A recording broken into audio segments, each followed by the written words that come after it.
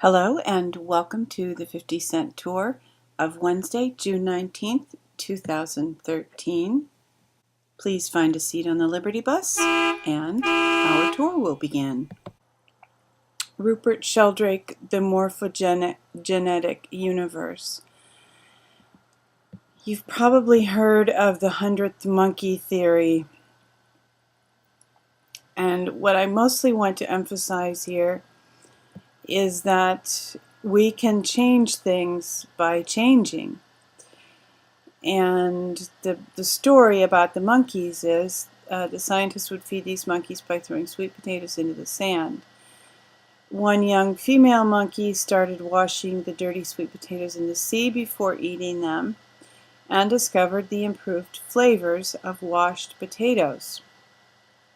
So then other monkeys imitated her, and soon all young monkeys washed their potatoes in the sea as well as their mothers. According to Lyle Watson, when the 100th monkey in the troop learned the new skill, overnight all monkeys on the island began washing their potatoes before eating them. And this is not a rare occurrence. Not only that, but the habit seems to have jumped natural barriers, to have appeared spontaneously, like glycerin crystals in sealed laboratory jars, in colonies in other islands, and on the mainland in a troop at Takasakiyama. So, there's this is sometimes referred to as an aspect of quantum physics.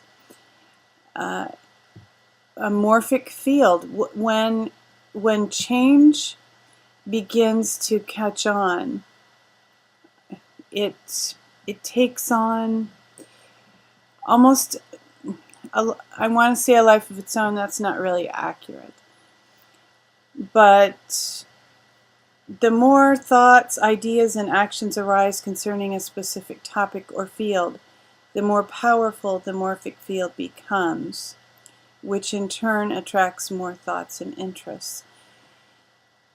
This is for us to be encouraged that as we change.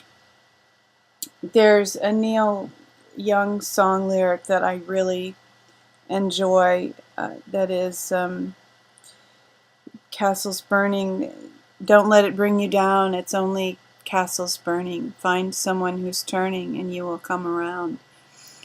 And we can turn, we're, as humanity's been running toward the edge of a cliff, we can turn and find someone else who's turning, and you'll turn. We help each other turn away from the cliff.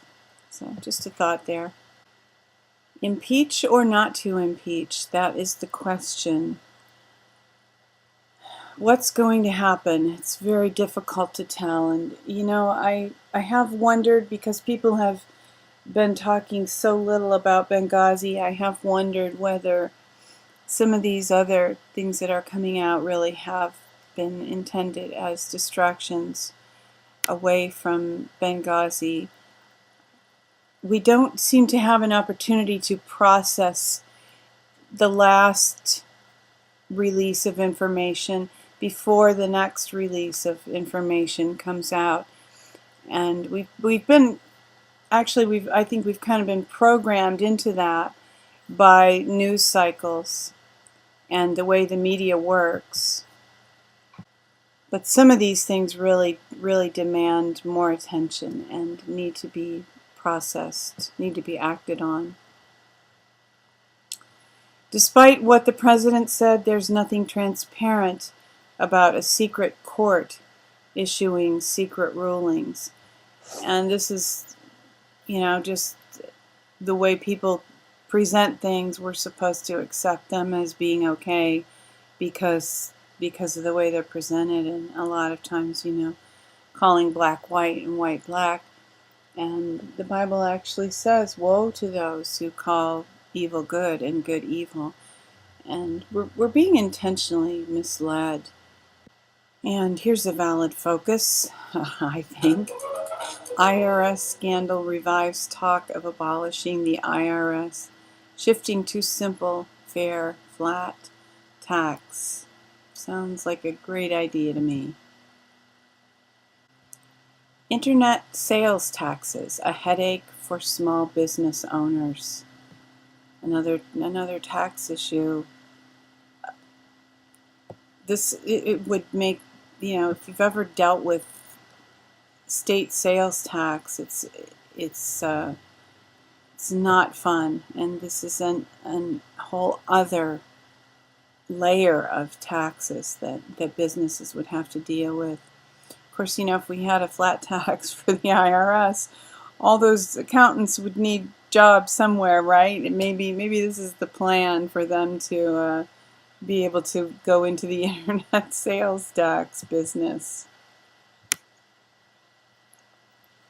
Benjamin Fulford, 18th June 2003. Battle for Control. Financial system update as South Korea could bring Goldman Sachs down. The idea here is that Hyundai is doing very poorly, and they have terrible reviews of their vehicles. People hate their vehicles. People who have bought them hate them. And Hyundai may go under, may take South Korea with it, and Goldman Sachs evidently is very heavily invested in South Korea. So this is an interesting aspect of what's going on there. We'll see. It's always difficult to understand exactly what Benjamin's updates mean, just because he's very cryptic, and I don't think he can say everything he actually knows most of the time. So I think he kind of writes around what's happening, but it's always interesting. This is a Glock block. Frustrated homeowners all over America are taking matters into their own hands. Well, sure, when you figure that crime is threatening people, and a lot of communities are scaling back their police protection, and best case scenario, it takes a couple minutes for the police to get there once you call them. So, here's one community group in Milwaukee, Oregon has started posting flyers with an ominous message for potential criminals. This is a Glock block. We don't call 911. So, I'm pretty sure that will be a fairly safe neighborhood. On the other hand, at the same time, no school insurance if teachers have guns. A while ago, after the school shooting in Connecticut, there was talk of, more teachers keeping guns around. And, this is the kind of pressure that there's not legislation against guns in classrooms, because they know that in the places where people want to do this, there's no way they will be able to legislate against it. So they control people's behavior through insurance. I mean, all these people who want to control our society have all these back doors on us. They can reach in and grab us and shake us and make us conform to their will. So the insurance companies are stepping in here and don't require any legislation to impose their will on the American people. Supreme Court decides anything you don't say can and will be used against you. There was a court case that someone kept quiet, and supposedly, you don't have to testify against yourself, but according to the Supreme Court, unless you specifically say, I take the Fifth Amendment, your silence can be taken as implied guilt. So I guess you have to make sure that you're like the IRS lady and state that you take the Fifth Amendment, even when you're talking to the IRS, right? Because the IRS is asking you to confess to crimes when they interview you so that they can nab you. Urgent action alert. EPA about to raise allowable concentrations of glyphosate on food crops. And there have just been some articles that have come out about the relationship between glyphosate, which is the main ingredient in Roundup, between glyphosate and breast cancer and just horrible health implications. And, you know, these are not GMO crops. So here's another great argument for buying organic, because even if food is non-GMO, it can still have these huge concentrations of very toxic chemicals sprayed on it. So more evidence toward eating organic foods.